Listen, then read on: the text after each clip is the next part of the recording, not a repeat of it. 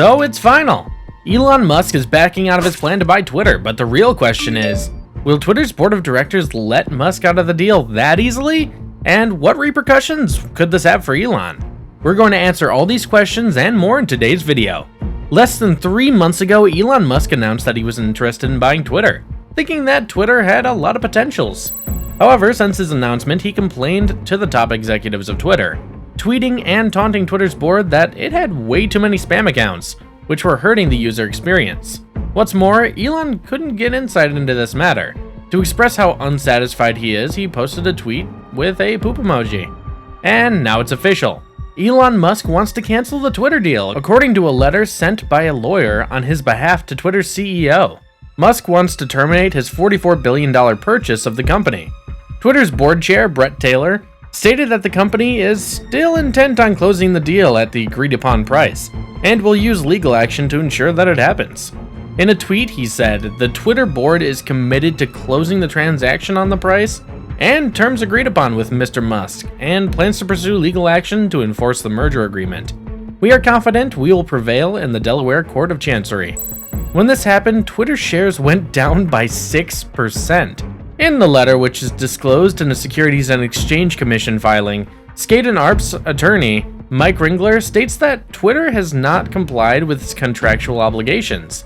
According to Ringler, Twitter failed to provide Musk with the business information he requested under the contract, as stated in the agreement. Elon Musk has previously said he wanted to look into Twitter's allegations that 5% of its monetizable daily active users are spam accounts. Ringler stated that Twitter has failed or refused to provide this information. He also said that sometimes Twitter has ignored Mr. Musk's requests, sometimes it has rejected them for reasons that appear to be unjustified, and sometimes it has claimed to comply while giving Mr. Musk incomplete and unusable information. Twitter was charged with breaching the merger agreement by Mr. Ringler because it made materially incorrect representations, according to his letter. This claim is based on Musk's personal analysis of spam accounts on Twitter's platform, which he tweeted about recently. According to Twitter, it's not feasible to determine spam accounts just from public information, and a team of experts analyzed the data to reveal the 5% level. Ringler states, while this analysis remains ongoing, all indications suggest that several of Twitter's public disclosures regarding its MDAOs are either false or materially misleading. He continues by saying, despite public speculation on this point, Mr. Musk did not waive his right to review Twitter's data and information simply because he chose not to seek this data and information before entering into the merger agreement. In fact, he negotiated access and information rights within the merger agreement precisely so that he could review the data and information that is important to Twitter's business before financing and completing the transaction. Elon Musk's lawyers also said that the agreement was unfair, claiming Twitter violated its commitments to acquire Musk's consent before altering its normal course of business, pointing out to its recent job cuts at the company.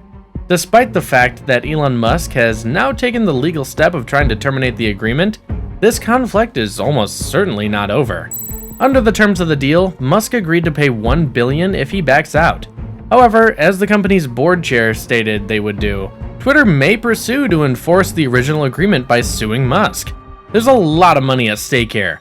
While it won't be easy to keep Musk to his original conditions, Twitter has cause to do so, since the board announced that it has accepted his offer to buy the firm at $54.20 per share.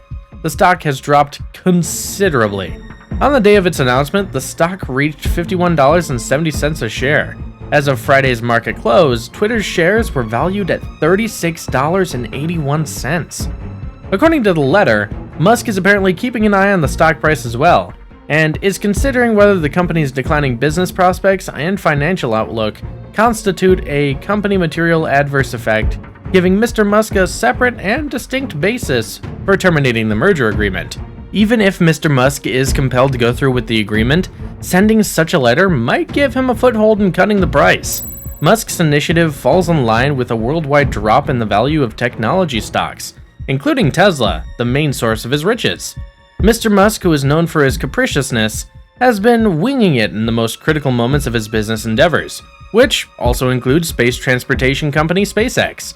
He had no idea what to do with Twitter when he agreed to acquire the company, according to people who knew about the situation at the time. Elon Musk was simply enamored with the social media platform, where he has more than 100 million followers, and used heavily, sources said. Because the platform is subject to regulatory monitoring and has a constant free speech debate going on, it's difficult to grasp ownership of Twitter. It's also had some problems, especially in a cutthroat industry for digital advertising. Following the signing of the purchase agreement, Twitter announced a 16% increase in revenue for the first quarter, which was lower than its forecast of 20%. He complained about spam on Twitter for years before proposing the deal, stating that they should do more to authenticate its customers. In 2020, he spoke at a Twitter staff gathering and urged the firm to do more to prevent spam. Mr. Musk's attorneys sent a 6-paragraph letter to Twitter, demanding more information about the company's methods for detecting phony accounts, and alleging that it was actively resisting and thwarting his rights. Sources said Twitter was refusing Mr. Musk's data requests to disclose the number of fake accounts on his platform. This amounted to a material breach of the agreement, according to Elon's attorneys, giving Mr. Musk the right to terminate it. However, Elon Musk's dispute with Twitter over spam accounts might not qualify as a material breach, according to law professor and Tulane Law School professor Ann Lipton. False representations about such accounts are in and of themselves not grounds to walk away, Ann said. They're only grounds to walk away if they are so overwhelmingly bad that it really just fundamentally jeopardizes the economics of the deal. That's a company material adverse effect. As of today, no one knows how the Twitter deal will turn out. Everything is still up in the air, so we'll have to wait and see what the final outcome will be. What about you? Do you think Elon is justified for backing out of the deal, or do you think he should just go through with it, even with the spam accounts on the platform? Let us know in the comments below. If you enjoyed our video, make sure to leave a like to help the channel out, and also subscribe for more content like this one. See you in the next video.